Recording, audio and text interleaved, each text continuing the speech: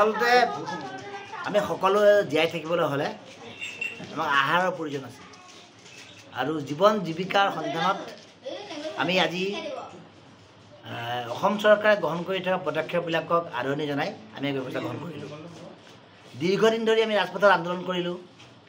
সমাজ জীৱনৰ সংস্কাৰৰ বাবে কাম কাজ কৰিলোঁ শেহতীয়াকৈ আমি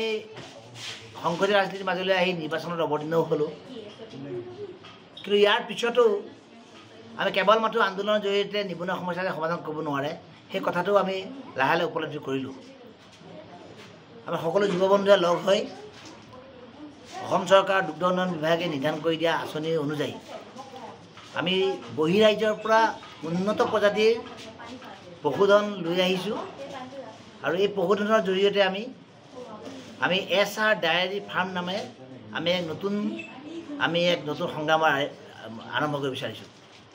আজি আমাৰ পশু চিকিৎসক ডক্টৰ মুস্তাফা আহমেদ আমাৰ গড়কাপ্তানি বিভাগৰ নগাঁৱৰ যিগৰাকী কাৰ্যবাহী অভিযন্তা গোবিন্দ সিং ডাঙৰীয়া তেখেতো আহিছে আৰু আমাৰ নিবনুৱা যুৱ বন্ধুসকল আছে গাঁৱৰ ডেকা মুহা সকলো আছে সকলোৱে লগ হৈ কিবা এটা কৰাৰ সুপৰিকল্পনা লৈ আমি হাতে কামে সঁচা অৰ্থত আমি আগবাঢ়ি আহিছোঁ তাৰ ফলশ্ৰুতিত আজি SR ডায়েৰী আমি এটা কথা অন্তত প্ৰতিশ্ৰুতি বিচাৰোঁ যে SR ডায়েৰীৰ উৎপাদিত সকলো দুগ্ধজাত সামগ্ৰী উৎকৃষ্ট মানদণ্ডৰ হ'ব বিশুদ্ধ হ'ব আৰু সুলভ মূল্যত দিয়া হ'ব ইয়াৰ উপৰিও স্থানীয় আৰু বহু গোপালক আছে আমাৰ দীপক হাজৰিকা এখেতৰ গোপালক এওঁলোকেও বক্তব্য দিছে যে আমি সকলোৱে সমবায় ভিত্তিত যি আমি দুগ্ধ উন্নয়নৰ প্ৰচেষ্টা আগবঢ়াইছোঁ আহি থকা দিনত সকলোৱে সমবায়খন যাতে শক্তিশালীভাৱে আগবঢ়াই লৈ যাব পাৰোঁ আৰু ইয়াৰ যে নিবনুৱা সমস্যা সমাধান কৰা আনহাতে স্থানীয় আমাৰ যি ৰাইজ আছে স্থানীয় যি আমাৰ ক্ৰেতা আছে স্থানীয় যি আমাৰ উৎসৱ পাৰ্বণ অনুষ্ঠান হ'ব ইয়াত আমি উৎকৃষ্ট সুলভ মূল্যত আমি বিশুদ্ধ আমি দুগ্ধজাত সামগ্ৰী যোগান ধৰিবলৈ চেষ্টা কৰিম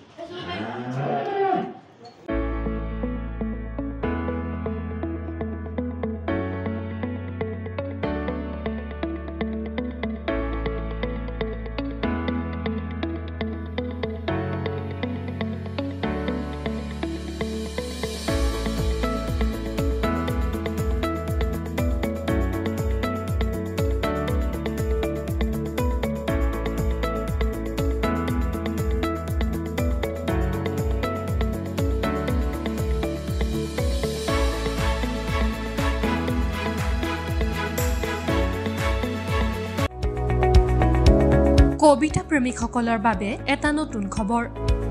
আপোনালোকৰ মন সজীৱ আৰু সতেজ কৰি তুলিবলৈ 21টা কবিতাৰে সজাই পৰাই কবি সুমি ৰহমানে প্ৰকাশ কৰিছে এখনি কবিতা পুথি বিহগী বন কবিতা পুথিখন আপোনাৰ হাতত পাবলৈ যোগাযোগ কৰক এই নম্বৰত 8638095821 আৰু 9678929691 অথবা এই ঠিকনাত যোগাযোগ কৰক